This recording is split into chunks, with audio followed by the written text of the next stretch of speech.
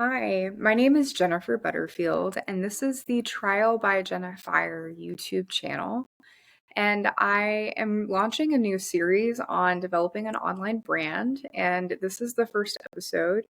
And before I go into today's topic, I want to cover some of the overview of the series itself. And so I want to get clear about the type of brand. This is going to be your personalized brand. And one of the many benefits of having a personalized brand in 2023 is that AI has begun to phase out many skill sets for jobs, and a personalized brand is not something that AI will be able to supplement or replace. And so I do firmly encourage anyone who is concerned about the job security or illusion thereof to consider utilizing and leveraging an online brand to not only generate revenue and monetize, but to reach a broad audience and speak to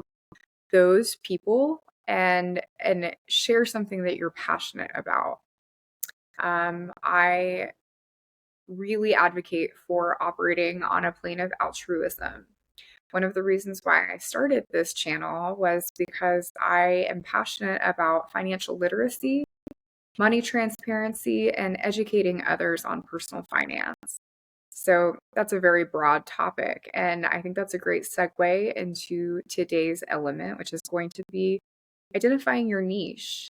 Um, Before I get into that, I want to share just a few things about what the series will cover in addition to today's topic. And that will look like a step by step guide to learning more about how to target your audience, engaging with them, what authenticity looks like in an online platform, as far as implementing growth strategy and doing so in an organic way.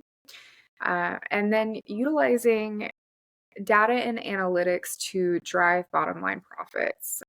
Whether you choose to monetize or not, analytical tools can absolutely help gear your content towards the people that you want it to get to. And because the analytics will be able to allow the user and the brand to determine what content is effective and what needs to be scrapped. And we'll talk a little bit more about visual aesthetic as well, how to create a brand through color schemes, themes, fonts, and all different sorts of media. So today I am really interested in covering identification of niche.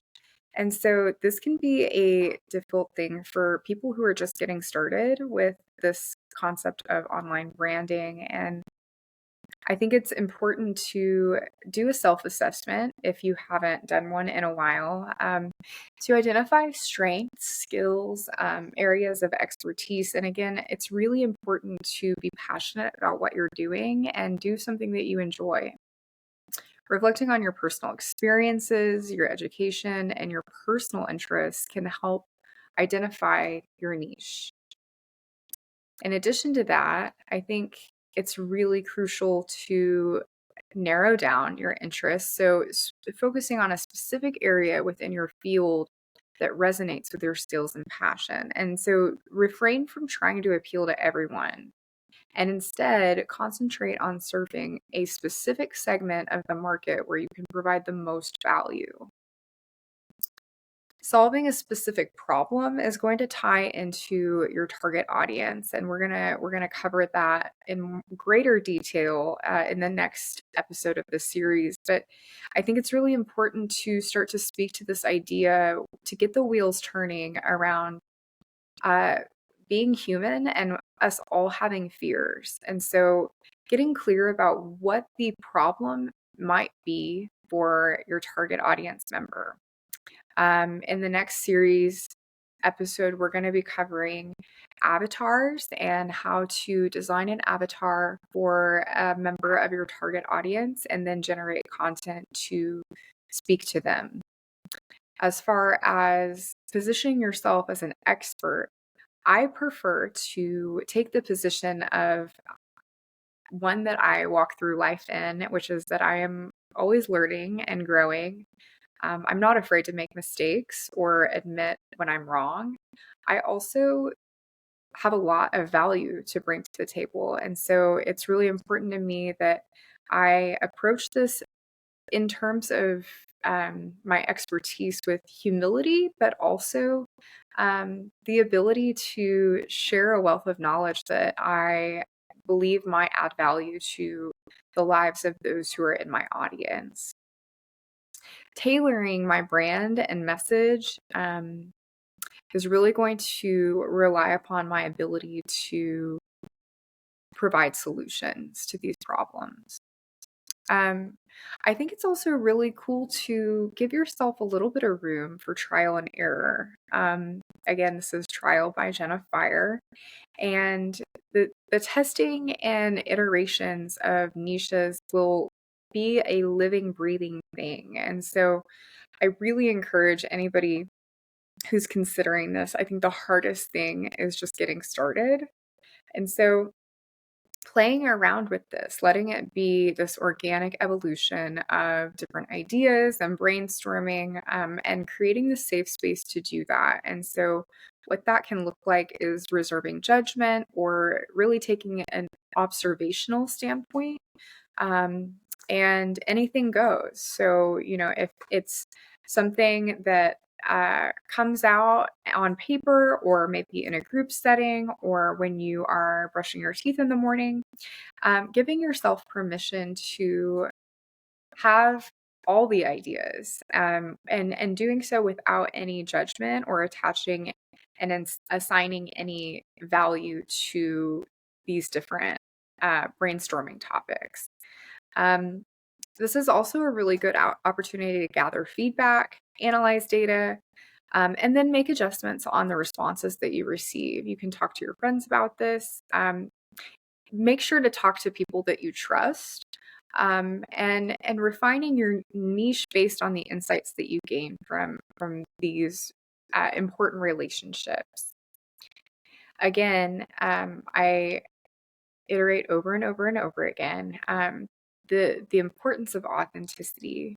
Um, so often, I think things can feel scripted, and people will do what they think other people will want them to do. And I think there's something really raw and warm about people showing up and allowing their flaws to be seen, as well as um, doing it with professionalism.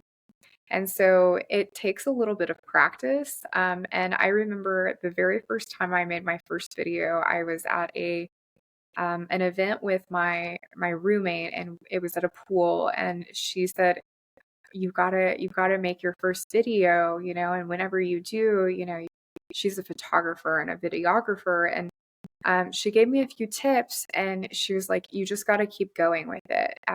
Hearing your voice and seeing the way that you move on camera, it may feel uncomfortable, and that's okay. You also don't have to create content where your face or your physical appearance has anything to do with the content.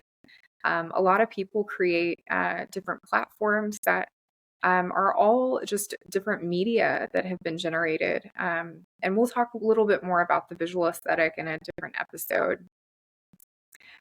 Well, I feel really excited to continue to cover this topic. And again, in the next episode of this series, I will be diving into the creation of avatars, which is a really awesome exercise that I found to be incredibly helpful when I was launching my brand in the very beginning. And I feel really excited to share it with you because there are some powerful tools that I think really help drive engagement, spread the reach of content, and really get your brand in front of the people who need to see it the most. And so we'll be covering that in the next episode, and I look forward to seeing you then.